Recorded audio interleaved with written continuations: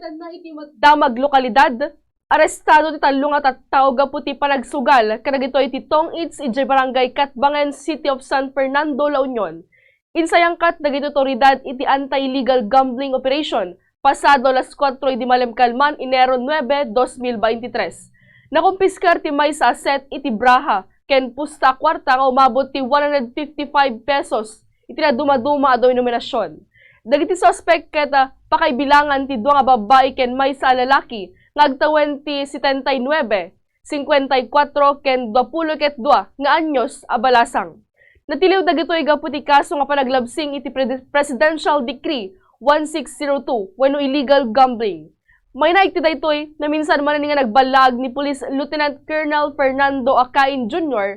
agda mga hepe ti City of San Fernando Police Station kanagiti residente aliklikan itagaramid ti may kaniwas tilinteg akas iti panagsugal. Pauulitin ko po sa ating mga kababayan na maigting pong ipinagbabawal ang ating lahat ng klase po ng illegal gambling. Matagal na po yan pinagbabawal, hindi lang po ngayong taon, kundi sa nakaraang taon pa po yan ipinagbabawal. At kung kayo po ay ayaw niyo pong tumigil dyan sa ginagawa ho ninyo, ay baka po matulad po kayo dun sa nahuli po kanina sa Katbangen.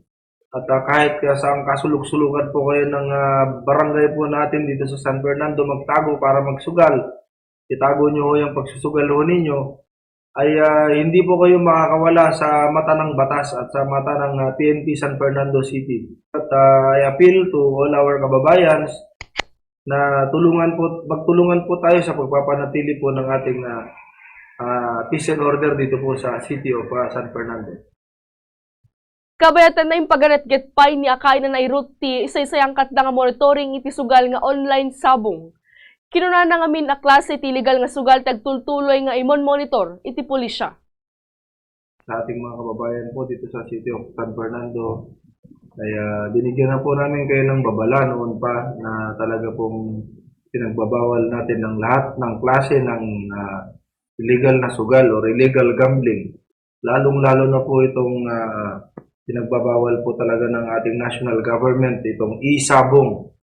So kasalukuyan po ngayon ay nagmo-monitor po lahat ng ating intel operatives at lahat ng ating mga force multipliers, BPATs, ating mga barangay captains, ating lahat ng stakeholders ho dito sa City of San Fernando ay nagmo-monitor po kung meron pong nag-ooperate ng e-sabong ho dito sa ating city.